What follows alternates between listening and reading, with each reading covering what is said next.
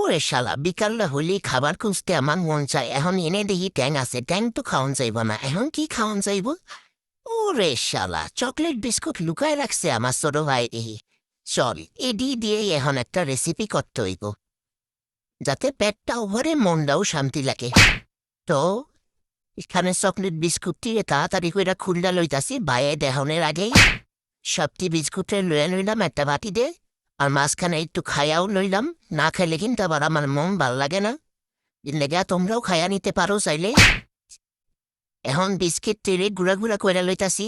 যদি গুঁড়া গুঁড়া না করি তাহলে এটা আবার মিশবো না, মিশতে চাইবো না। এর লেগে সবটি বিস্কুট গুঁড়া গুঁড়া করে লেগেছি, আর মাঝখানেও কিছু খাইয়া খাইয়া লইছি। এরপরে একটু গরুর দুধ দিয়ে আমি এটারে মিক্স করা স্টার্ট করলাম। দেখি এই টাইমে তো শুরু হয়েছে আসল স্ট্রাগল। এই স্ট্রাগল আর শেষ হয় না, এরা মিক্স করতে যে আমার পুরো হাত ব্যথা হয়ে গেছে। এরপরে দিয়ে দিলাম বেকিং পাউডার। এরপর এটারে ভালো করে মিক্স করে লইলাম। মিক্স করে লওয়ার পর হেনের এটারে একটা বেকিং ট্রেতে এটা নিয়ে নিতেছি তাড়াতাড়ি করে, কারণ এটারে বেকিং করতে হইব।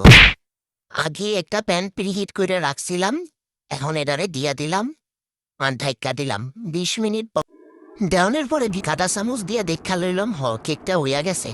এরপরে নামাই আর ঠান্ডা কইরা লইলাম, দেখলাম যে কেকটা ভালোই হয়েছে। Oh my god.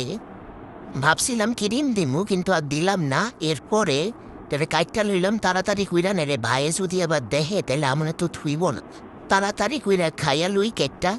তুমগো একটু দেখাই, সুন্দর অনেক সফট হইছে অনেক। Oh my god. তোমরাও চাইলে এটা খাইতে পারো, বানায়া ট্রাই করি।